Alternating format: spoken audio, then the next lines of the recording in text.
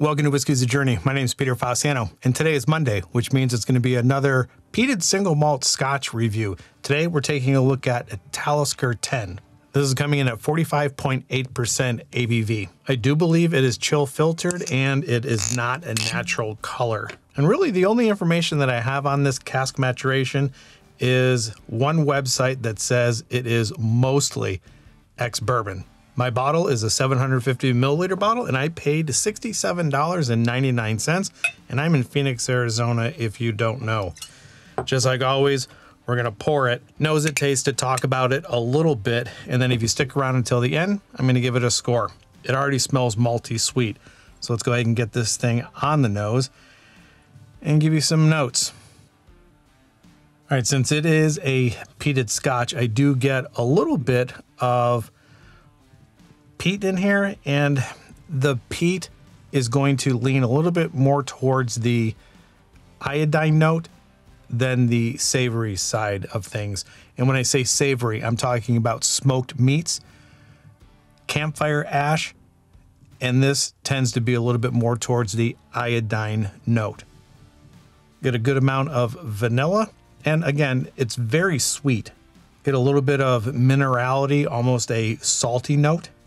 All around, it's a very pleasant smelling, lightly peated, or at least for me. And I don't necessarily know if I'm starting to become peat blind or not, but some of the expressions that are supposed to be peated, I don't get a whole lot of peat in it. And I don't think this one is overly peated.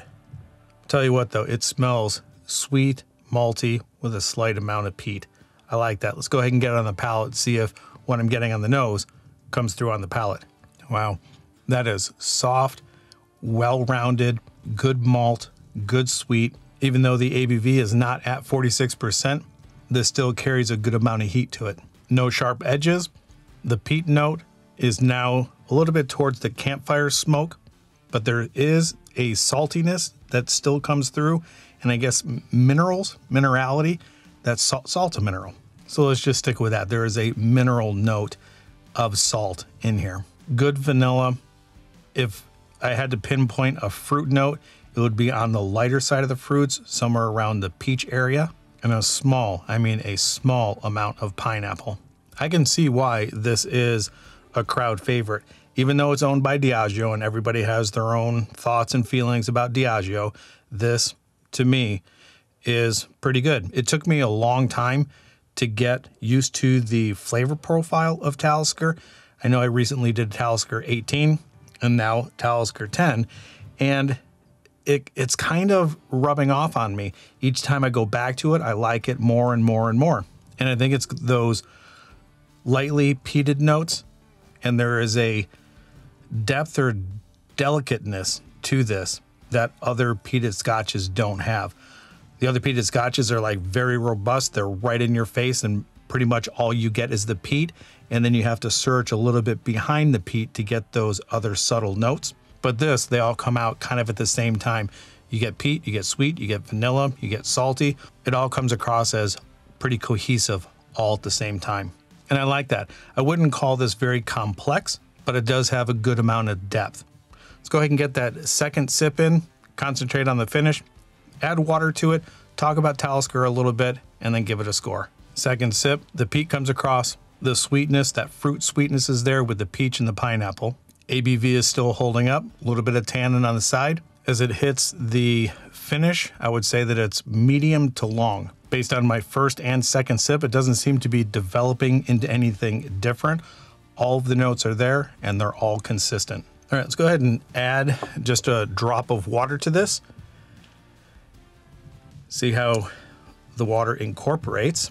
As I talk a little bit about Talisker, I got to tell you what, a little bit frustrating trying to find information on Talisker, trying to get to a specific website to get to their history or to get to their distillery information. So I went to a couple of articles.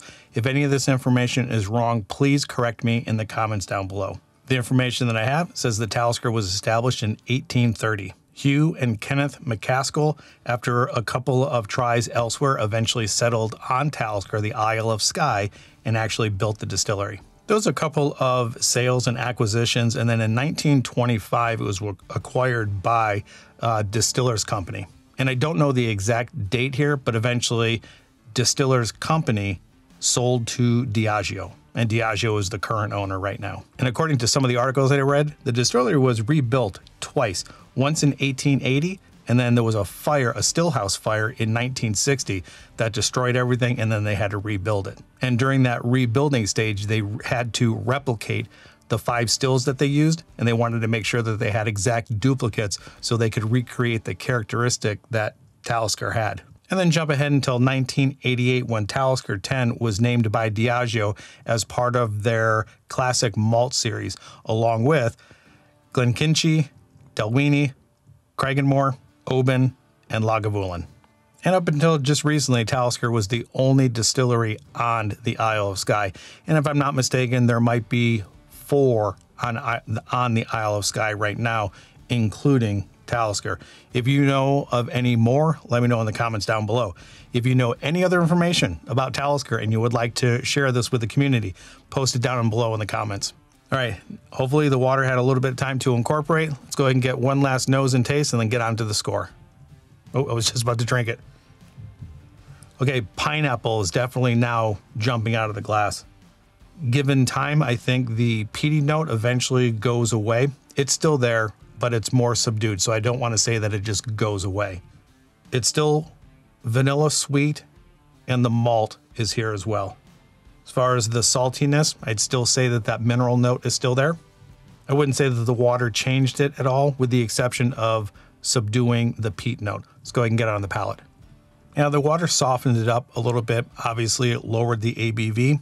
Everything is a little bit muted, but all of those tastes, all of those notes are still there. With me going forward, I wouldn't add water to the Talisker. I would just drink it just the way it is, neat.